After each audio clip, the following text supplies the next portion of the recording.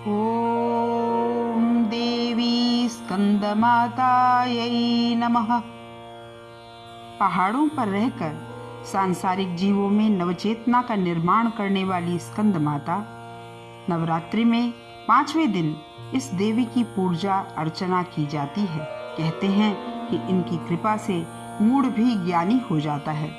स्कंद कुमार कार्तिकेय की माता होने के कारण इन्हें स्कंद माता के नाम से अभिहित किया गया है। इनके विग्रह में भगवान स्कंद बाल रूप में इनकी गोद में विराजित हैं। सिंहासनगता नित्यं पद्माश्रित करद्वया शुभदास्तु सदा देवी स्कंद माता यशस्विनी। माँ दुर्गा जी के 5वें स्वरूप को स्कंद माता के नाम से जाना जाता है। ये भगवान स्कंद, कुमार, कार्तिकेय आदि नामों से भी जाने जाते हैं। ये प्रसिद्ध देवासुर संग्राम में देवताओं के सेनापति बने थे। पुराणों में इन्हें कुमार और शक्तिधर कहकर इनकी महिमा का वर्णन किया गया है। इनका वाहन मयूर है। इन्हीं भगवान स्कंद की माता होने के कारण माँ दुर्गा जी के इस 5वें स्वरूप को स्कंद माता के नाम से जाना जाता है। इनकी उपासना नवरात्रि पूजा के 5वें दिन की जाती है।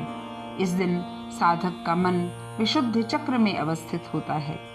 इनके विग्रह में भगवान स्कंद बाल रूप में इनकी गोद में बैठे हैं।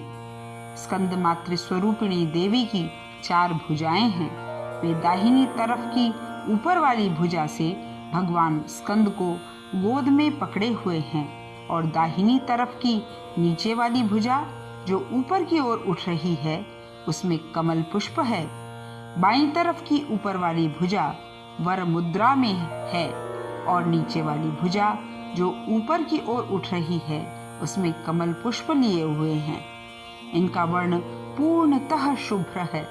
ये कमल के आसन पर विराजमान हैं। इसी कारण इन्हें पद्मासना देवी भी कहा जाता है। सिंह इनका वाहन है। नवरात्र पूजन के 5वें दिन का शास्त्रों में पुष्कल महत्व बताया गया है। इस चक्र में अवस्थित मन वाले साधक की समस्त बाह्य क्रियाओं एवं चित्त वृत्तियों का लोप हो जाता है। वह विशुद्ध चैतन्य स्वरूप की ओर अग्रसर हो रहा होता है। उसका मन समस्त लौकिक, सांसारिक और मायिक बंधनों से विमुक्त होकर पद्मासना माँ स्कंद माता के स्वरूप में पूर्णतः तल्लीन हो उठता है। इस समय साधक को पूर्ण सावधानी के साथ उपासना की ओर अग्रसर होना चाहिए। उसे अपनी समस्त ध्यान वृत्तियों को एकाग्र रखते हुए साधना के पथ पर आगे बढ़ना चाहिए।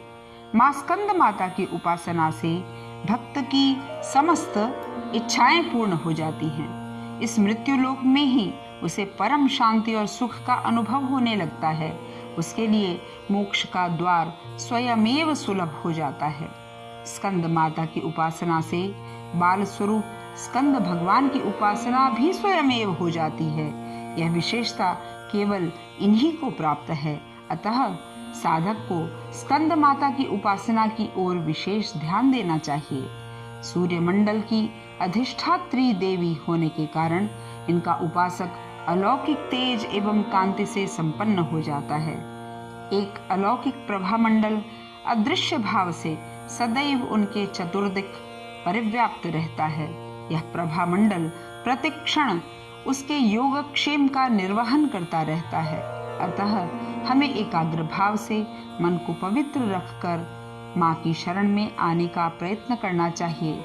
इस घोर भवसागर के दुखों से मुक्ति पाकर मोक्ष का मार्ग सुलभ बनाने का इससे उत्तम उपाय दूसरा नहीं है।